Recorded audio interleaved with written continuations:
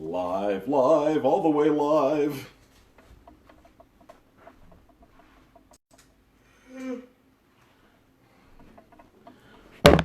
Son of a bitch. Sorry, guys. I'm a mess. I hope you're not. Hope you're doing well. Alright, I think we're good. My director's sitting on his ass. My director of photography just sitting over there. Yeah. Son of a bitch. I hate this phone holder. It can piss off. Hopefully that gets it done. I don't know anymore. I'm annoyed with it. Yeah, Max, you told me I should do it with my laptop. Maybe I should. I don't know. Maybe if you paid me, I would get up and... Oh, yeah, because I don't pay you enough. You want to tell them what your allowance is every month? I didn't think so! All right. Hi, everybody. How you doing? I am... just got back from the howl. I want to say, if you're all howling, that's great. If you're shooting a gun in place of the howl, stop it. I've heard that's a thing. Especially in a metropolitan area. Don't. Just don't. It's like, you understand gravity, right? It's not going out into space, that bullet. It's coming back down. Once in a while, you hear about a person getting shot by a mystery bullet. Happens once every maybe 20 years in each city, but that's how it happened. All right. Anyway, that's enough of that lecture. Tonight we cover the new century. We moved back to Denver in let me get started in 1999. Dylan got a job at Rocky Flats. She was still doing environmental consulting. She was with a new company, and she worked at Rocky Flats. She didn't. People like picture her in a hazmat suit. No, she was just crunching numbers essentially. But she did have to be on site. So she did that. We lived in Lakewood, so it wasn't too far of a drive for her. And I got a job doing orthopedics. I was in an orthopedics warehouse, which I'll describe in a minute. But yeah, before that, I had to stay back because I had to shut down the theater. The theater I was working at shut down in January of 2000. The district manager begged me to stay and help with the shutdown, so I did. Dylan's job here started in October of 1999, so she had to run ahead, get a house, get a car, secure a job, and bring Dante with her. So she was extremely busy. She did a great job. It was a little hard because Dante was only he was nearing his second birthday.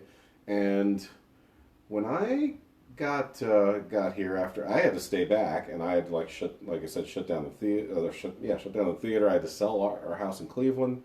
It was tough. We were apart from each other for nearly 4 months, and my brother, Sean, thankfully came back and helped me move. That was a pain in the ass. We ran into snowstorms. We ended up staying the night in Chicago. I put diesel fuel into an unleaded truck. That was smart. So that killed the day. Luckily, I didn't blow the engine, but I came close. Did some stupid things. But here's what I'm getting to is when I got back, we got back, I think it was January 31st that year.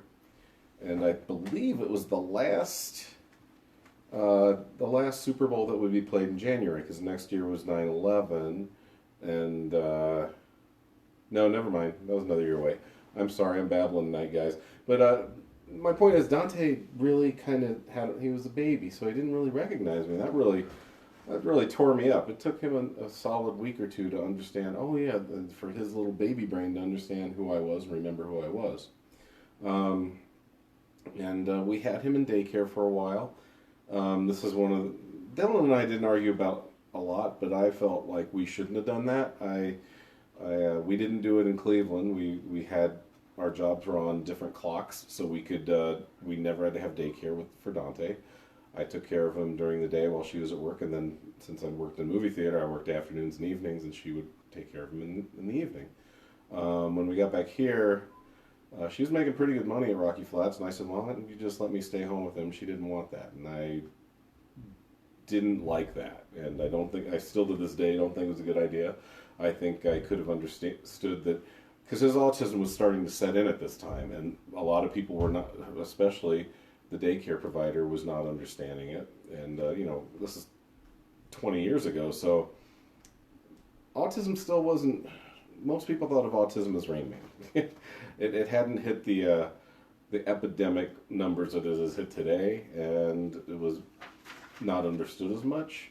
And I know if I would have been taking care of him all day, every day, I would have said maybe we would have gotten him in earlier. Maybe we've gotten the diagnosis a little earlier, and maybe had earlier intervention. As it stands, we still got him diagnosed. I want to say it was in probably maybe 2000, maybe late 2000. I think before he turned 3, like fall of 2000, 2.5. He just leveled off. Because he was a smart kid. He still is a smart kid, but he looked like genius smart. He was pointing to letters in the alphabet at like 14, 16 months. He said, "Where's K?" Boom, point to K. "Where's M?" Boom. I was like, wow. And that's all on his mom. His mom was reading him books when he was an infant. She has the higher IQ out of us, and to my credit, I worked hard with him, but she was really amazing. That's why he's amazing. That's why this other little guy's amazing too. Hi. Hello. So 2001-02. Well, let's talk about the old elephant in the room that is 9/11. My personal take on 9/11 was it's our Kennedy moment for Generation X. Hello, Yeah, baby. Gen Xers. It's our. I think for really anyone that was alive, it maybe replaced their Kennedy moment. It's an amazing event, a horrific event, and I actually knew a person that died that day. It was my friend Troy. It was his fiance, and she worked for Janus Funds, which is based here in Denver, and she was there for like a week-long training session. She was like on the 102nd floor, and died there. It was if you ever want to look it up, her name was Kathleen Farragher, and her nickname was Kit. So it's Kit Farragher. She was a great person. She actually, oddly enough, when we moved to Cleveland, she was from there. She was from a suburb that actually bordered our suburb. We were in Cleveland Heights. Her dad still lived in Mayfield Heights, and I almost worked for him. He ran he did all right for himself. He had a bar. He had Farragher's Bar, and then he had a driving school. And I almost ended up teaching people how to drive, but I'm glad I don't think I had the patience for it, so it was good that even though I hated moving the furniture, it was okay. I ended up moving the furniture. So, like I said, my brother Sean and I had quite an adventure getting back. It was almost like planes, trains, and automobiles. We had all kinds of problems with the truck. Part of that was due to me. We ended up having to like slide down this snowy embankment over an overpass and knock on this stranger's door and beg them for help, and they were very sweet. That was just outside of Chicago. I think we were still in Indiana. We weren't quite to Illinois yet. We ended up in a horrific snowstorm in Iowa, and something that should have taken 2 days took 4 days. And on top of that, as we were trying to get to Denver to catch the end of the Super Bowl that we thought would be amazing, and it was amazing. It was the Rams versus the Titans that year, and the Titans that's when they came like a yard short of tying the game at the very end, and we missed all of that. Literally got into my driveway of my new home. My beautiful wife and beautiful child are awaiting me, and I go, "Turn on the TV." She's like, "Oh, I got it on for you." Confetti's falling. Literally, the confetti's still falling. And at that time, it was one of the best Super Bowls ever. But hey, it's okay. Now this is kind of cool. So, doing the family thing, things are going well. And in March of 2002, I got to go to New York with my half-brother Sean, as I mentioned before. He's 10 years younger than me, and my mom brought us. And we had a lot of fun. Sean and I, when we travel together, generally Sean and I do really well. And we had a lot of fun there. And it was also kind of heartbreaking. We went to Ground Zero. It was horrific and amazing and powerful. And by the way, I had been to the top of the World Trade Centers back in 91, I think, or maybe the 80s with my dad, but I'd been to the top of those buildings. I remember on 9/11, because I had just gotten to work, and they said they were talking about the planes hitting the buildings on the radio. I was listening to NPR at the time because I actually cared about what I put into my brain back then. And I'm a ridiculous optimist that even after 2 planes had hit, I didn't necessarily think we were under attack, because I know that those buildings are 1,300 plus feet high. And I thought maybe there's just a problem with the radars at air traffic control. Maybe they're getting sent in on a weird trajectory, and that was my hope, And of course, we found out that was wrong. I also got into a battle with my coworkers that day because they immediately assumed, and they were correct, that it was Muslims. And I said, well, let's wait until we get all the facts checked on this, because last I checked, the worst terrorist attack on American soil was Americans in Oklahoma City. But I was wrong about that. Not happy that I was wrong. Not sad that I was wrong. Sad that people do this to each other. Sad that people, through whatever delusions they have, see fit to fly planes into a building, or blow up the bottom of a federal building, or honestly, it's even hard for me to fathom punching somebody, honestly, unless my life were in danger or they threaten my children. It's all weird to me. But that was a good trip, actually. Outside of just getting depressed when we went to Ground Zero, we went to a really cool Cuban restaurant, and I noticed later in 30 Rock that Cuban restaurant was on 30 Rock, and we also went to a soul food restaurant, which was also on the very first episode of 30 Rock. So I feel a connection to Tina Fey. Always had a crush on her, and then found out that, hey, I was in a couple of the restaurants that were featured on her show briefly. Let's see, what else? Yeah, Dante was growing up. Dante was, we're doing well. Yeah, I worked at an orthopedics warehouse. Honestly, it was a cool job, but I don't think there's much to tell about it. I prepped surgical kits for surgeries, hips, knees, shoulders, and spine, and I did it for about 4 years, and it was fine. I didn't love it there, I didn't hate it there, but it was fine. Phew. All right, so I guess that's about it. I think I'm gone around 10 minutes or so.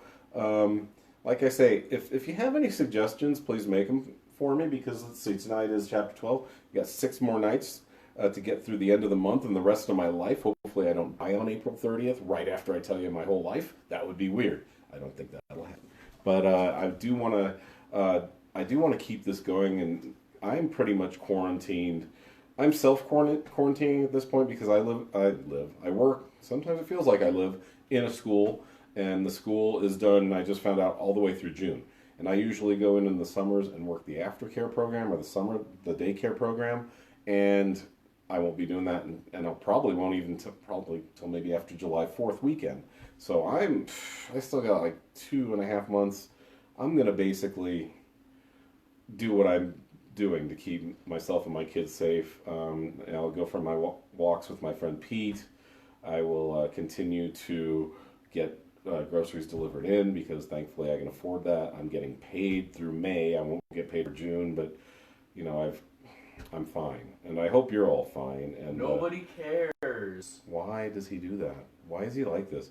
And that's a good segue, actually, because tomorrow night we cover. Nobody gives a shit. Isn't he a jerk? Anyway, tomorrow night it'll be chapter 13, and we cover years 03, 04, and 05. And what year were you born? 04, yeah. So we focus on this little jerkweed tomorrow night. Still great years with Dante. Oh, by the way, I called him Fish Boy here. As you can see, he's got it looks like a jet ski thing. This was like a flotation device. This kid, and I think a lot of it's because of the comfort of water. I think his autism kind of manifests itself in finding comfort. His ears are very sensitive, and he's just a very sensitive person. I think he discovered early that he loved the water, and the water was very comforting, especially going underwater and kind of muffling the entire outside world. But that's why I call him Fish Boy. Also because the very first time we gave him a bath when he was like a week old, or whenever you do that, loved it. I was like, what? What baby loves a bath on the first shot? This baby. So, and there's me, looking a little swarthy. But, hey, anyway. Thanks for listening. I know I went a little long tonight. I hope you guys enjoyed. I enjoyed doing this. And like I said, any suggestions you have for me to continue this into May, I'll take. I'll probably just maybe get up and just talk about the world beginning May 1st, or tell jokes and do a set. And also on May 15th, I just found out I am hosting an online comedy show on May 15th. I'll let you know all about that as it gets closer. Thank you for listening. I know I went long. I appreciate and love you all. Stay safe, stay healthy, and I love you all. Thank you so much for everything tonight, and watch out. Kitty's going to fall. All right. Boy. Yeah. Pretty Anyway, boy. Boba says bye. Logan says bye. Dante says bye. I say bye. All right. Enjoy the night. Talk to you tomorrow. Peace.